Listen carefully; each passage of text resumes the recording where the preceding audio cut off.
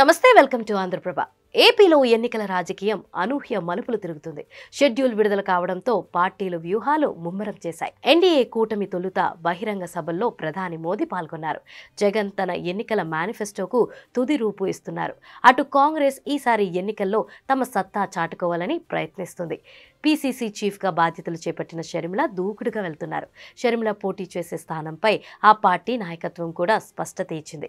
మరి షర్మిల ఎక్కడి నుంచి పోటీ చేయనున్నారు? ఏపీలో ఎన్డీఏ కూటమి నుంచి పోటీ చేసే అభ్యర్థుల జాబితా ఫైనల్ కానుంది. వైసీపీ నుంచి పార్టీ అభ్యర్థులను అధికారికంగా ప్రకటించారు. కాంగ్రెస్ ఇప్పటికే ఆశావాహుల నుంచి దరఖాస్తులు స్వీకరించింది. వీటిపై ఎన్నికల స్క్రీనింగ్ కమిటీ కసరత్తు చేస్తుంది. అందులో భాగంగా పీసీసీ చీఫ్ షర్మిల పోటీపై కాంగ్రెస్ నాయకత్వం సూచన చేసినట్లు సమాచారం. షర్మిలను కడప ఎంపీ స్థానం నుంచి పోటీ చేయాలని పార్టీ నాయకత్వం సూచించినట్లు తెలుస్తుంది. పార్టీ సూచిస్తే ఎన్నికల్లో పోటీ చేస్తానని షర్మిల చెబుతూ వచ్చారు. ఇప్పుడు పార్టీ నాయకత్వం ప్రధానంగా ఎంపీ స్థానాలపైనే ఫోకస్ పెట్టింది. అయితే పార్టీ సూచనపై షర్మిల తుది నిర్ణయం తీసుకోవాల్సి వస్తుంది. కడప ఎంపీగా వివేక సతీమణి సౌభాగ్యమును బరిలోకి దింపాలని టీడీపీ ఆలోచన చేస్తున్నట్లు ఆ పార్టీలో చర్చ జరుగుతుంది.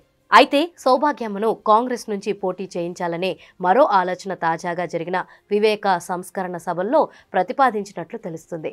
ఇప్పుడు కాంగ్రెస్ నాయకత్వం షర్మిలను కడప ఎంపీగా బరిలోకి దిగాలని సూచించడంతో వివేక కుటుంబం నుంచి పోటీ ఉండదనే అంచనా వ్యక్తమవుతుంది. వైసీపీ నుంచి వరుసగా 2 సార్లు ఎంపీగా గెలిచిన అవినాష్ రెడ్డి మరోసారి పోటీ చేస్తున్నారు. వివేక కుమార్తె సునీత తన తండ్రి హత్య కేసులో అవినాష్పై పలు ఆరోపణలు చేసింది. వైసీపీకి ఓటు వేయొద్దంటూ తాజాగా తన తండ్రి సంస్కరణ సభల్లో పిలుపునిచ్చింది. ఇప్పుడు షర్మిల ఎంపీగా పోటీ చేయాలంటూ హైకమాండ్ సూచించడంతో ఆమె బరిలోకి దిగుతారా లేదా అనేది స్పష్టత రావాల్సి ఉంది. ఈ నెల 25న ఏపీ కాంగ్రెస్ అభ్యర్థుల జాబితా విడుదల కానుంది. పులివెందుల నుంచి జగన్ పోటీ చేయిస్తుండడంతో టీడీపీ అభ్యర్థిగా బీచెక్ రవి పోటీ చేస్తున్నారు. కాంగ్రెస్ నుంచి ఎవరు బరిలో ఉంటారనేది ఇంకా తేలలేదు.